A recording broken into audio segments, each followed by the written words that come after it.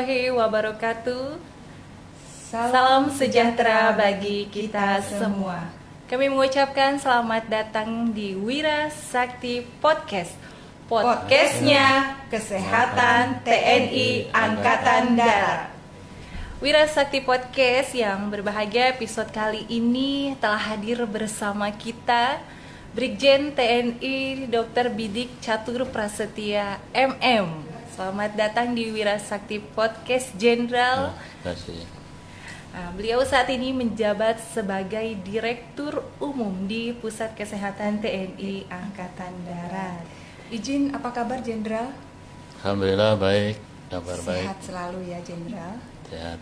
Selamat datang di podcast kami. Tentunya kami senang sekali dan mengucapkan terima kasih karena Jenderal sudah berkenan hadir di sini. Tentunya untuk berbagi ilmu dan juga pengalaman. Tema kali ini apa, Dek Heni? Pada kali ini kita Ya. akan membahas tentang Kepemimpinan. Baik, Ya. Jenderal, rasanya tidak lengkap kalau kita berbincang kali ini kalau kita tidak mengenal lebih dekat dengan sosok Jenderal yang hadir bersama kita. Ya. Mohon izin berkenan Jenderal kami sampaikan sedikit riwayat hidup Jenderal. Brigadir Jenderal TNI Dr. Bidik Catur Prasetya MM lahir di Kediri pada tanggal 28 Oktober 1966. Wah, bentar lagi ulang tahun. Ternyata ulang tahun Jenderal. Boleh kita ucapkan selamat ulang tahun Jenderal. Ini Terima kasih. berdekatan sekali dengan ulang tahun kesehatan Angkatan Darat ya. Baik, selanjutnya Jenderal dengan riwayat penugasan yang diawali dari Kodam 5 Brawijaya, 7 Wirabuana, kemudian Yonif 726, 721, Rumah Sakit Parepare, Pusdikes, Kodam 12 Tanjung Pura, 9 Udayana, kemudian menjabat menjadi dan Pusdikes, kemudian di Rumah Sakit RSPAD Gatot Subroto hingga saat ini Jenderal sebagai Dirum Puskesat. Wah, Ternyata di seluruh Indonesia pernah di ya, itu Iya. sebenarnya alasan utama kami kenapa mengundang kita mengundang Jenderal untuk hadir di sini. Tentunya Terima banyak kasih. pengalaman menjadi seorang pemimpin. Betul. Mohon izin nih Jenderal nih, dari yang telah kita sebutkan penugasan nih di seluruh Indonesia, menurut Jenderal manakah yang paling berkesan dan tentunya yang mendekati tema kita pada kali ini yaitu kepemimpinan. Mohon izin Jenderal. Terima kasih.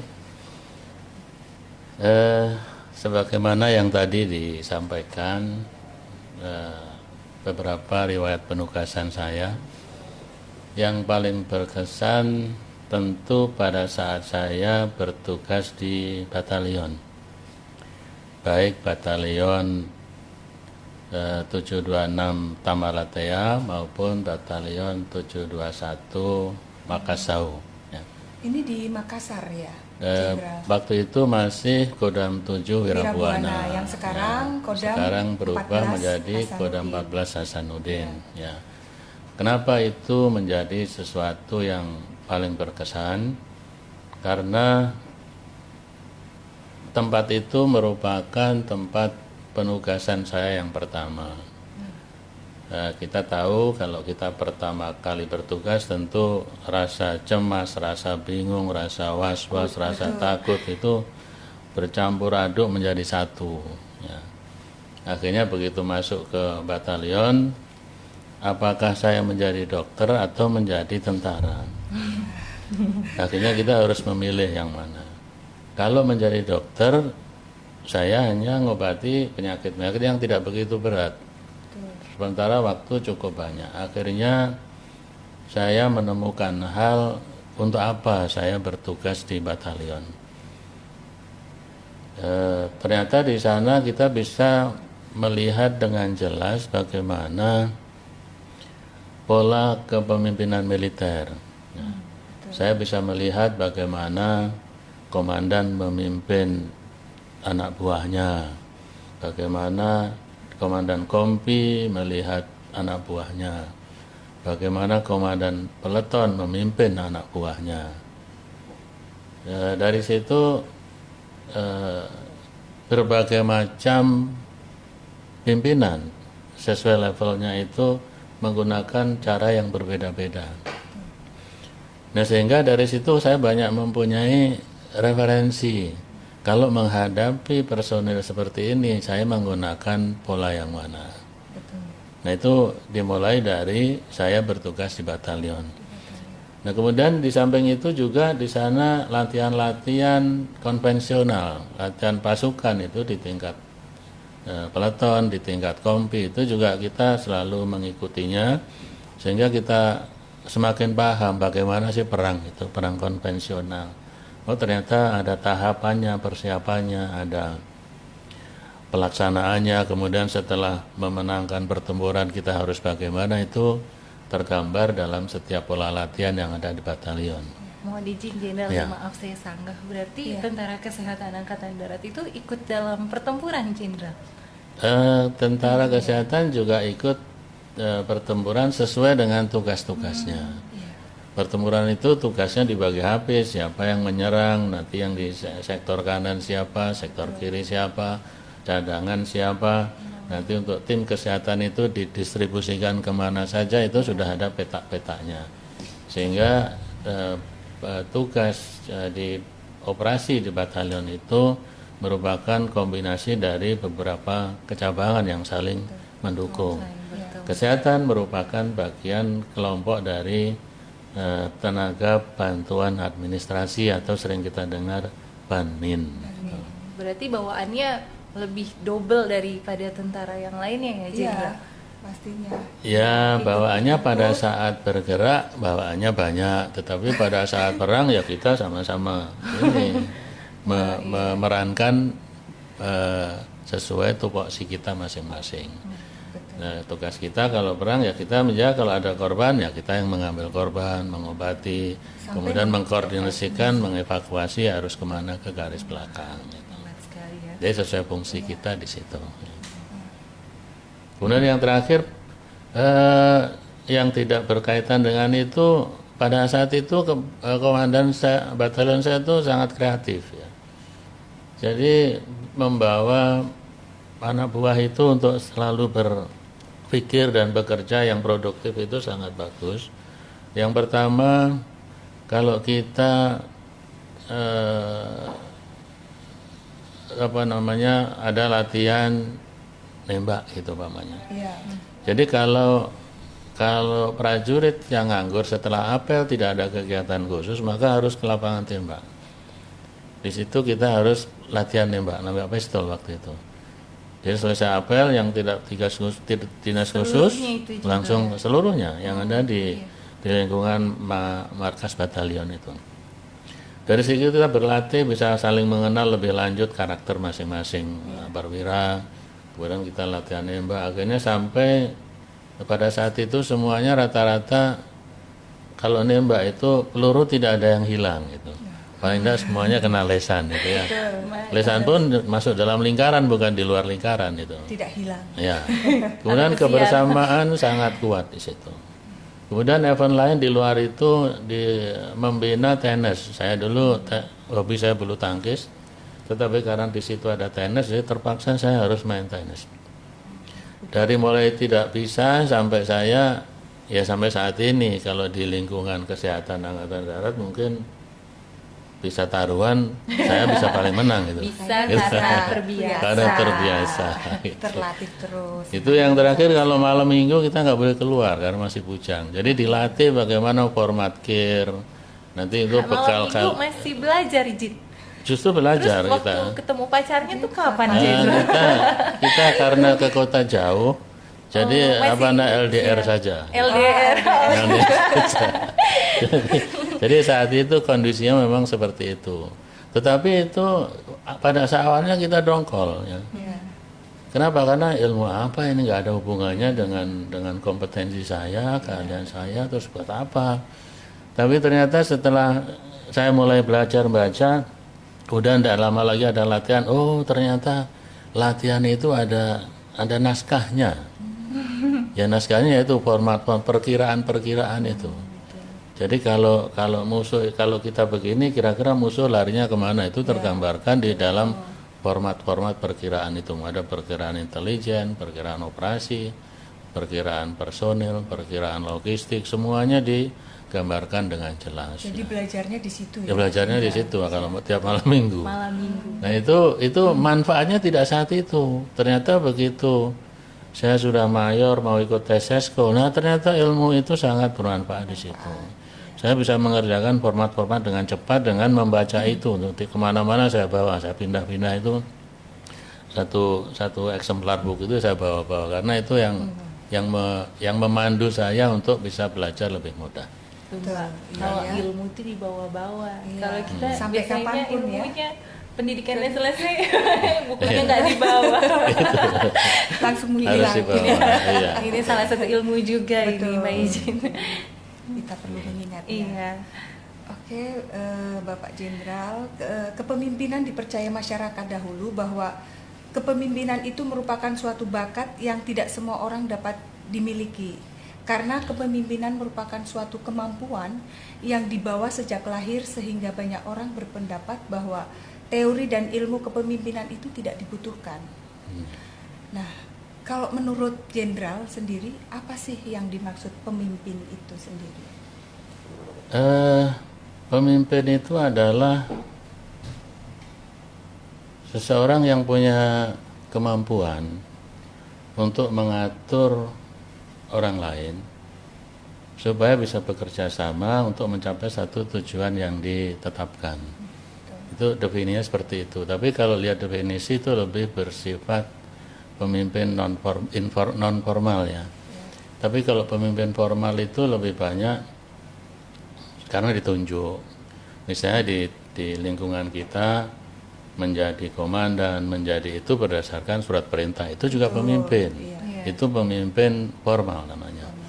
Nah, pemimpin formal itu lebih mudah karena instrumen aturannya sudah disiapkan. Misalnya untuk menjadi komandan batalion atau di sini dan Yonkes lah kalau kesehatan ya. Di situlah tugas-tugas komandan seperti apa. Komandan batalion. Kemudian di kompi tugas-tugas komandan kompi apa. Jadi sudah tugas-tugasnya sudah diperinci lebih jelas ya. Sehingga pemimpin yang formal itu sebenarnya tinggal menjabarkan dari tugas-tugas yang ditetapkan di dalam organisasi itu.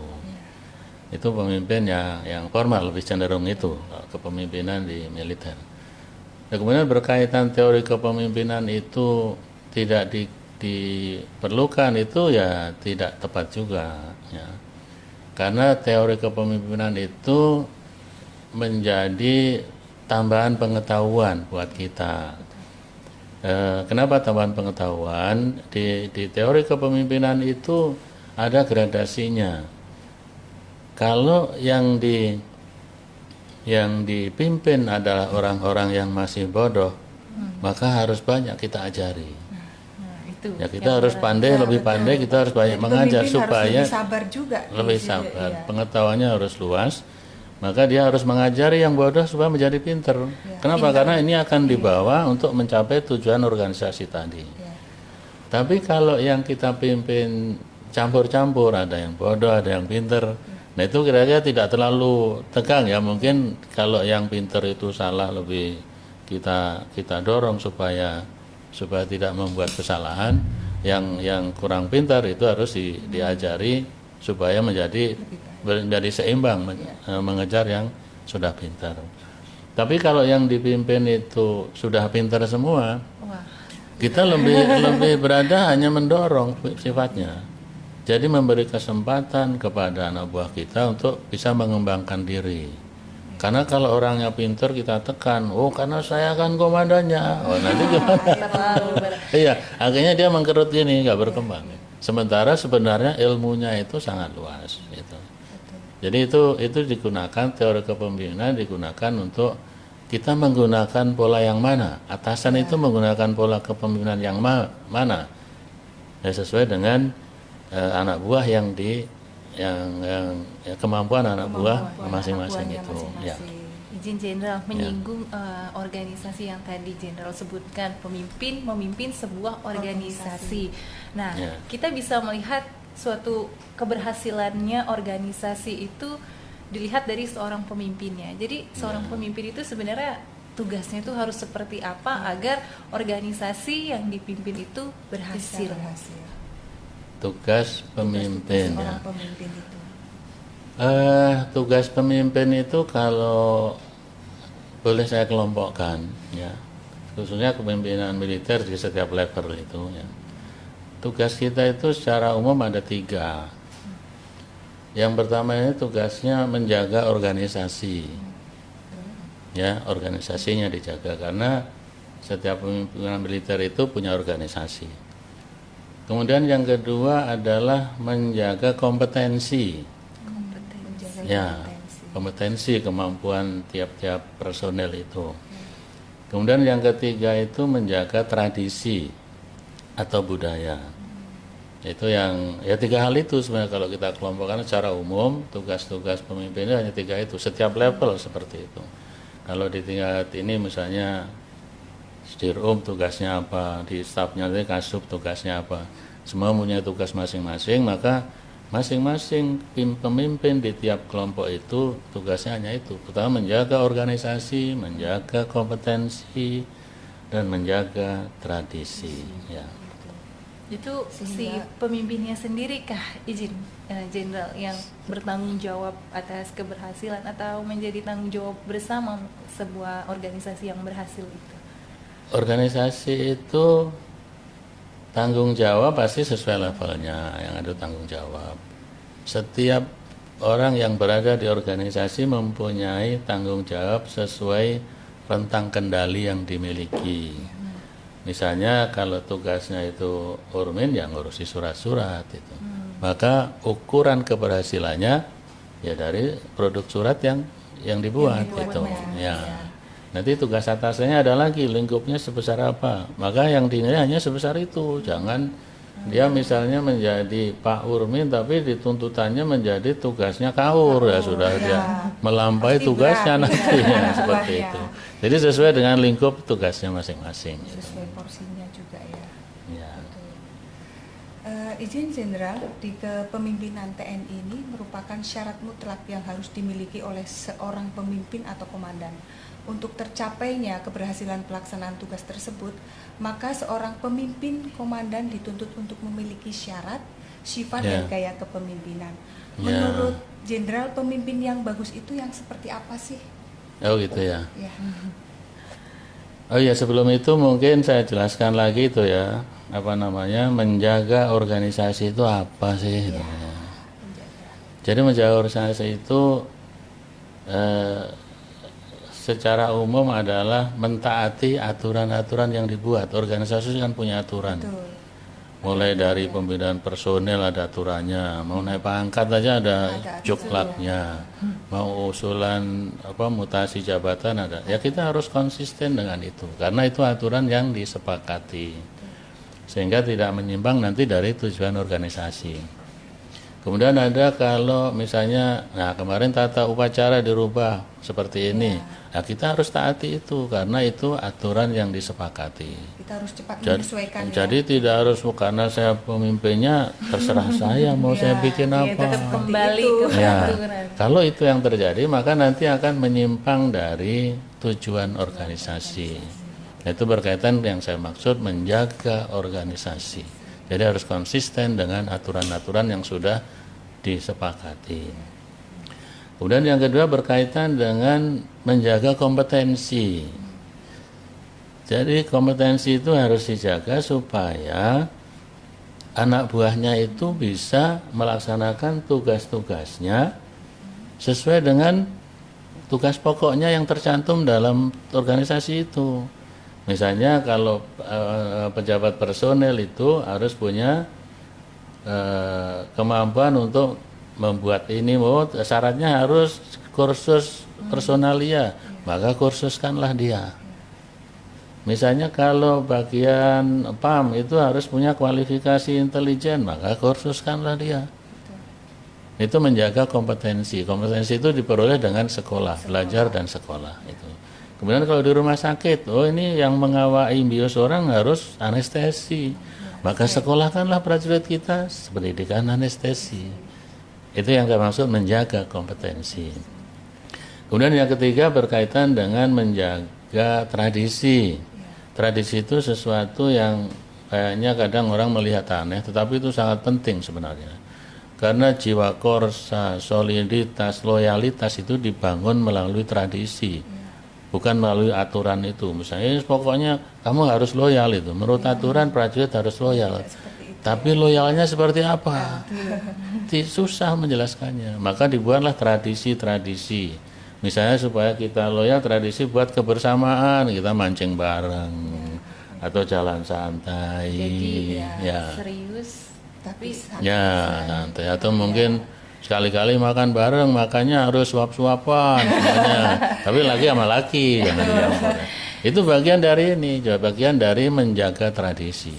Ya kalau itu semuanya bisa dilaksanakan dengan baik, maka pekerjaan sesulit apapun akan dapat diselesaikan dengan sukses. Itu yang saya maksud, 3 hal itu. Nah, berkaitan dengan yang terakhir tadi ya, pemimpin yang baik seperti apa? Ya, pemimpin yang baik yang pertama ya memiliki pengetahuan yang cukup ya. Pengetahuan yang cukup, kemudian dia disiplin ya menjaga 3 hal itu, harus disiplin itu. Kemudian yang ketiga itu harus transparan. Transparan itu tidak telanjang ya. Beda ya dengan telanjang. Karena orang suka cerita. Akhirnya udah berat banget. Karena orang bicara transparansi itu seakan-akan semuanya harus dijelaskan ke semua orang. Itu bukan transparan, itu telanjang. Maka itu tidak boleh telanjang. Transparan itu sesuatu itu dijelaskan kepada orang-orang yang memang berhak tahu. Maka sampaikan ke mereka itu. Nah, jadi seringkali orang mempersepsikan seperti, maka tadi saya contohkan beda dengan ini karena seringkali itu dipersamakan. Padahal kalau transparan kan memang jelas dari gorden aja kan beda kan, transparan dengan terbuka kan beda. Nah, jadi itu yang transparan, kemudian utamanya 3 hal itu. Kalau yang saya itu sesuai dengan yang dipimpin tadi. Kalau yang dipimpin bodoh harus lebih open, lebih care dengan anak buahnya. Kalau sudah anak buahnya pintar ya lebih banyak mendorong, tapi tetap fokus kepada tujuan kita sebagai pemimpin organisasi itu untuk apa. Itu kemudian ya yang tidak tertutup dengan masukan anak buah. Kadang-kadang ada pemikiran anak buah itu lebih brilian dari yang kita pikirkan. Kita tidak menyangka loh anak buah kita kok bisa berpikir seperti itu gitu. Ternyata itu menjadi satu solusi permasalahan organisasi yang besar. Jadi nah, itu manfaatnya. Kita mau terima saran dari anak buah begitu. Itu harus itu. Karena itu juga bagian menjaga tradisi. Kalau suara anak buah didengar, mereka kan lebih loyal dengan kita. Kita ngasih saran ternyata komandanku ini bagus nih. Tentunya lebih dekat dengan anggota lebih dekat dengan anggota. Itu yang menurut saya pemimpin yang baik itu hal yang seperti itu. Ya. Mbak Emil, dari semua yang disampaikan Jenderal kita pada hari ini, tentunya banyak informasi yang tadinya kita tidak tahu menjadi wawasan tambahan untuk kita dan sangat bermanfaat untuk sahabat Wirasakti Podcast ini tentunya. Itu satu hal mungkin titipan saya. Jadi saya selalu membuat jargon ya. Jargon itu tetap semangat, jaga kesehatan. Tetapi orang jaga kesehatan. Tapi itu orang sering mempersepsikan jaga kesehatan dikira kita jangan sakit gitu. Padahal maksud saya bukan itu.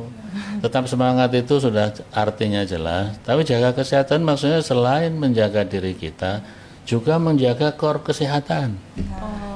Maka artinya itu luas sekali. Artinya luas itu. Jadi selalu saya gaungkan itu kalau ada tetap semangat jaga kesehatan. Itu berarti dari saya. Kalau menyampaikan. Karena saya ingin betul-betul menjaga kesehatan menjadi yang profesional dalam mendukung tugas pokok TNI Angkatan Darat. Tentunya. Baik, terima kasih banyak Jenderal atas ilmu kepemimpinan serta pengalaman pribadi dari Jenderal sendiri. Sehingga kita semua tahu dan dapat memahami bagaimana seorang pemimpin yang memiliki tujuan dan kita sebagai anggota dapat diarahkan menuju sasaran yang diinginkan dengan penuh kesadaran dan tanggung jawab. Dan kita sebagai insan kesehatan di Angkatan Darat ini tentunya akan lebih meningkatkan kinerja kita untuk mewujudkan prajurit kesehatan yang responsif, profesional, tangguh, dan adaptif guna mendukung tugas pokok TNI Angkatan Darat. Ya, baik, Jenderal, kami mengucapkan terima kasih atas kehadirannya di podcast Wirasakti Podcast. Sampai bertemu, berkenan mungkin suatu hari nanti Jenderal akan memberikan inspirasi yang lebih penting lagi bagi Wirasakti Podcast. Sampai jumpa di episode selanjutnya.